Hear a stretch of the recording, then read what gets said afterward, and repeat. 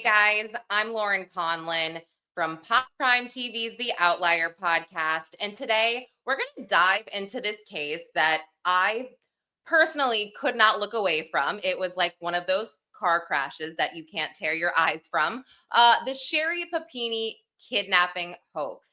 And Investigation Discovery has a new 4-part docuseries called Sherri Papini Caught in the Lie. And it premiered yesterday, Monday, May 20. I'm sorry. It premiered, yes, Monday, May 26th and Tuesday, May 27th from 9 to 11 Eastern. And it also streams on Max the next day. So you can catch everything there. But the series featured unprecedented access to Sherri Papini herself, speaking on camera for the first time since her 2016, quote, disappearance, her return, and then her 2022 arrest for orchestrating everything. So joining me today is the filmmaker, director of this very powerful docuseries, Nicole Rittenmeyer. And she has really brought this story to life. I can imagine it wasn't easy. She had to weave together all of these interviews, the archival footage, and new insights into this case that still seems to spark a debate. So with our coverage of the Diddy trial, this is such a welcome distraction right now. And again, I've seen half of the series and it's so good. So I am thrilled to welcome Nicole Rittenmeyer. Hi, Nicole. Thank you so much for joining me. Hi, Lauren. Nice to meet you. Nice to meet you as well. So, I mean, you've directed a number of very impactful true crime projects and you took on the Sherri Papini kidnapping hoax. I mean, did you know about this before, or were you kind of introduced to this story and like, your head is just exploding? How did you kind of get introduced to this case? I did know about it. I mean, it was such a massive story that I think everybody knew a little bit about it. And then when it sort of, my agent brought it to me, my initial response was kind of, ooh, I don't know if I really want to do that because it doesn't really seem like it's very meaty. I sort of assumed she would come on and the whole show would be a big mea culpa about, I was going through something or I'm so sorry, blah, blah, blah, blah.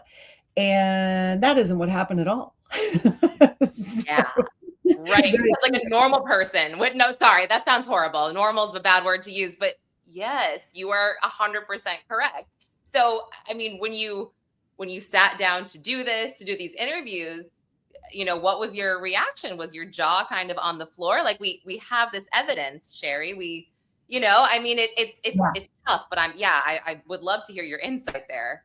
Yeah. So it's really interesting because when you have a show with an unreliable narrator, which is the case here, and I've never had anything that really required quite this level of scrutiny. I mean, I've done 9/11 docs about the whole, congressional report, and I thought that was involved JFK assassination, Third Reich. This was so challenging because whatever she tells you, you come to conversations with her distrusting her immediately. She is a convicted liar, right? So I would say a couple things. I mean, one is I truly spent an inordinate amount of time trying to catch her.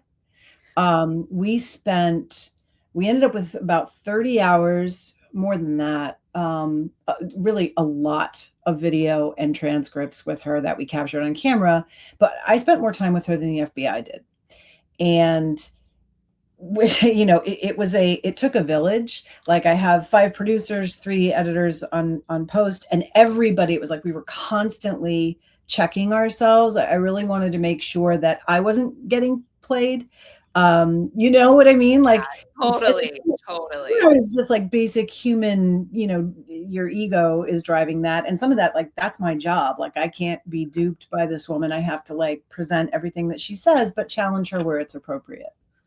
Yeah, and how did you gain her trust, I guess? Was she kind of standoffish, like, "Oh, are you going to make me look bad?" type of thing? I've already looked so bad. I mean, her own faults, but yeah.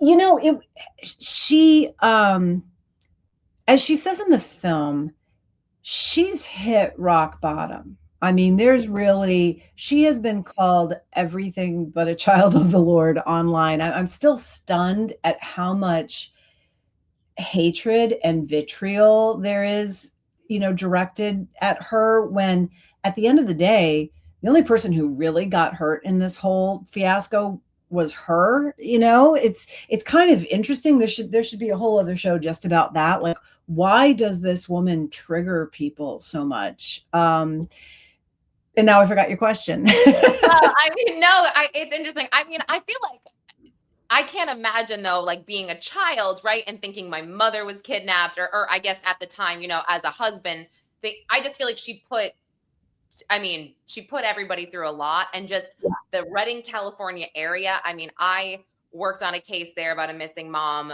who wasn't blonde and wasn't white. Yeah. And I feel like she's still missing, and she has not gotten the attention that Sherri effing Papini did. And this always comes up. And the police, the I think it's the Shasta County Sheriff's Office, they're very cognizant of that, I think, and Yeah. they are tiptoeing around a lot of this stuff because they look so bad. But sorry, I digress. I was wondering about how you seem to gain her trust so she wouldn't think you were gonna, make her look horrible. Yeah. I mean, we did spend a lot of time with her. One of her requests, this was kind of interesting. One of her requests, and she didn't, she did not have editorial control. She didn't get to choose the director. I mean, obviously we had to meet and kind of, vibe or whatever. But what she had said is, can you please find me not just a female director, but a mom? I'd love it if there was a mom, because she feels like that is her main identity. And I guess she thought that if she had a mom, that person might be more inclined to be sympathetic towards her. I am a mom. I have 3 kids. And I was like, means nothing. And at the end of the day, yeah. Totally thinking that. Sorry to jump. Right? I totally was like, yeah, I'm a mom too. I get it. We all get stressed. Yes. Very stressed, Nicole. You can attest that we want to kill our husbands. We want to we're just like, oh my gosh, no one is helping me. You leave your shit all over the floor. I get it. No one's thankful. No one's grateful. Like, I just, no, I'm not going to fake my own effing kidnapping. And I mean, okay. Yeah. Right. So that was her idea. That is, if you believe that she did indeed fake her own kidnapping. Remember that the charge was, and this is the thing that people, I think, don't always recognize. The charge was lying to the FBI. The charge was not faking your own kidnapping, because that's not a charge. And she fully admits that she lied to the FBI for a very long time and purposefully sent them in the wrong direction, like the literal opposite of where she actually was, because she was trying to hide the identity of the person she says did kidnap her. So it's kind of, the effort on our part was to kind of present all of this, present her case, and also the people who believe and support her, which, your mom and dad, of course, but like, she's got credible people in the community who are like, yeah, I think this happened to her. So, present all of that, push back on her where it seemed like, hey, you're maybe taking some liberties with the truth here. Be vigilant about that. But, leave it to viewers to decide if they believe this version of her story. Right. I mean, yeah. Again, I haven't finished it just yet, but I obviously, I'm leaning towards no. But I mean, what surprised you the most while you were talking to her? And I can imagine that you were just like, what? I mean, so many things. Chief among them was, I started finding errors and inaccuracies in previous reporting, which, I have to say definitely benefited Sherri in one kind of way, because she's a convicted liar and such a famous liar. She's been memorialized forever as a liar in an Eminem song. Like, you don't get cheap, that's like pinnacle pop culture, right? Yes, totally. Right. So what I found is a lot of the things that are out there are not true. A lot of the claims that were made in other shows are wrong, flat out wrong. So that was a surprise. I will say also that we pushed her, other than me just sort of challenging her in the interview, which I do a lot, and we keep that in the film so you can see we're not just like letting her run roughshod with whatever the hell she wants to say. Right, right. We made her take a polygraph. I say we made her. We persuaded her to take a polygraph. She did not want to do that. We persuaded her to act in her own reenactments. She did not want to do that. Both of these things, particularly the reenactments, probably skirted as close to ethically challenging as anything I've ever done, because it was triggering for her. We anticipated that it might be. And I didn't know it was going to happen, but I absolutely did not expect what did happen. That was stunning. And if it wasn't for, I would have questioned my own sort of interpretation of it. If it wasn't for my entire crew, my producers, my DP, we all saw the drone operator. We all saw the same thing, and that was not something I anticipated.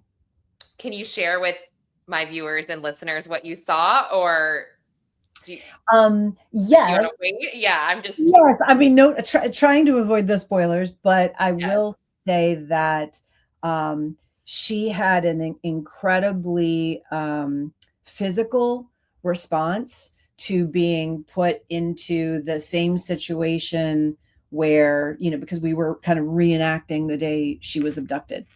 And you could see her. Not only could you, and this isn't in the show, so I will share a little outside, Okay.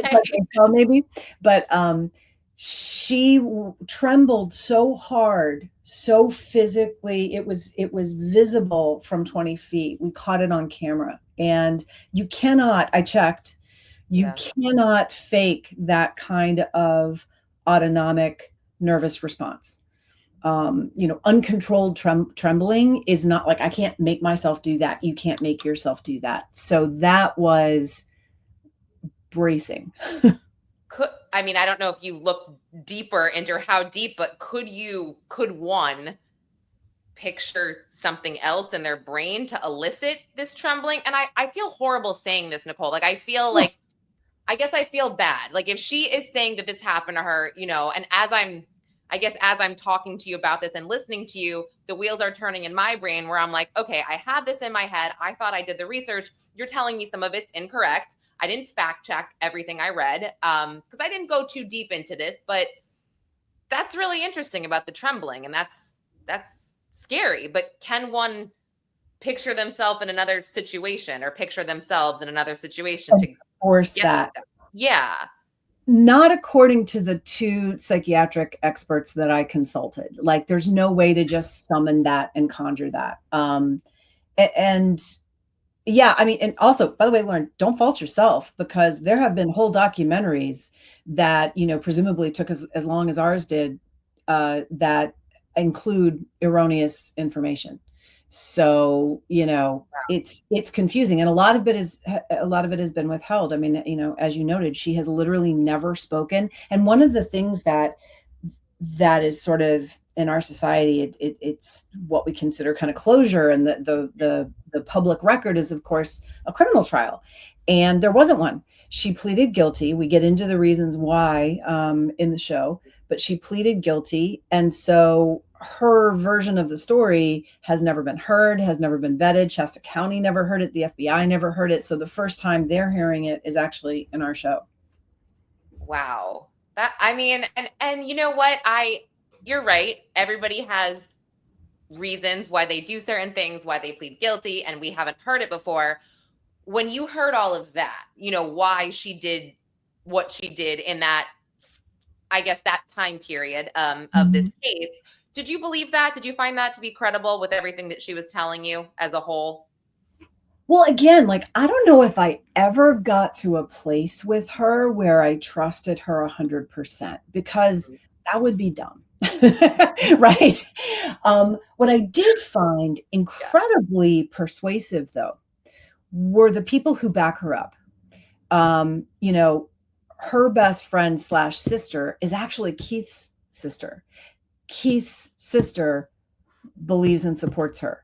Her therapist believes and supports her. Her family law attorney believes and supports her. And really most persuasive to me, like this blew my mind.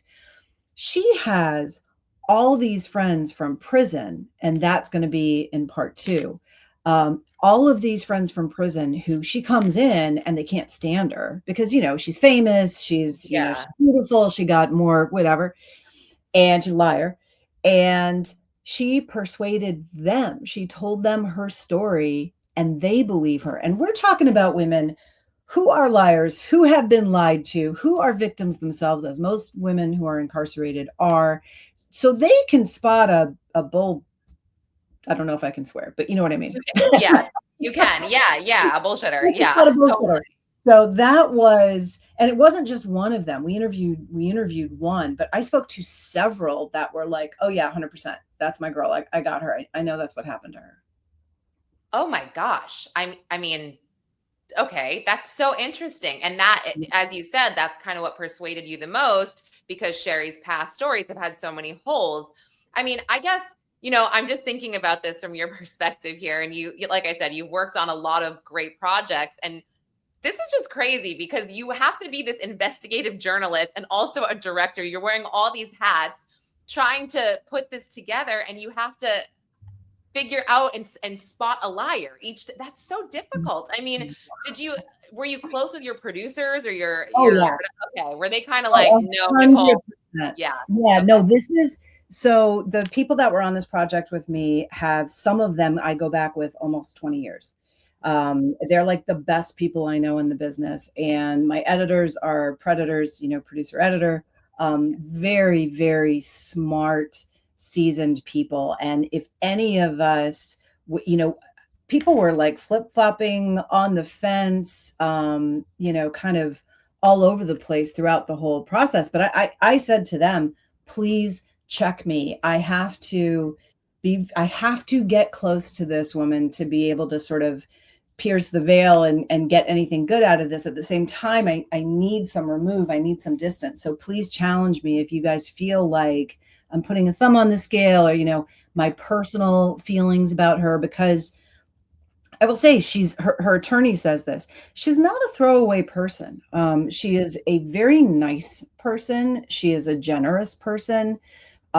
She's very kind. She's very gracious. And I think, and this is another thing to point out, a huge thing that people get wrong. If you look at social media or what people have speculated about, everyone assumes she's a sociopath and says so.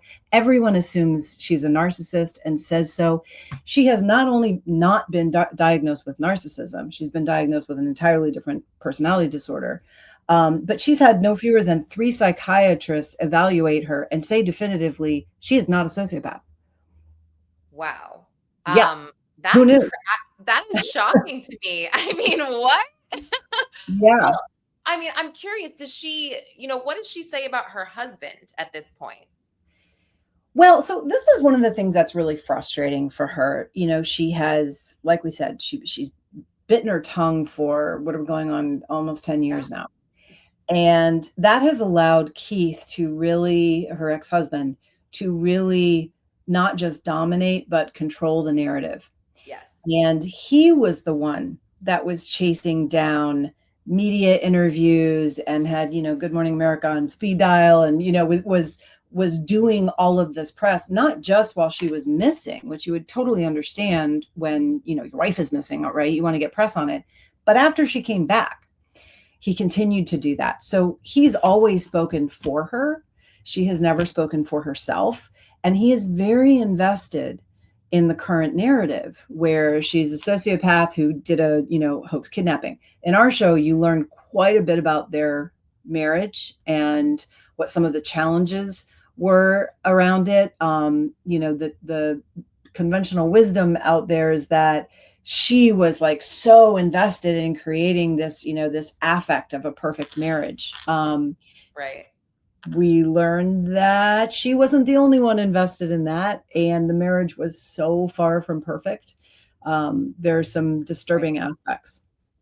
Okay, and that is honestly helpful to hear, because I think a lot of people who just read the headline surface level, they assume that Keith was like, I am divorcing you because you faked this and you're insane, and I'm Yep. going to go over. I mean, so that's important context. The Yep. marriage was somewhat broken before this happened.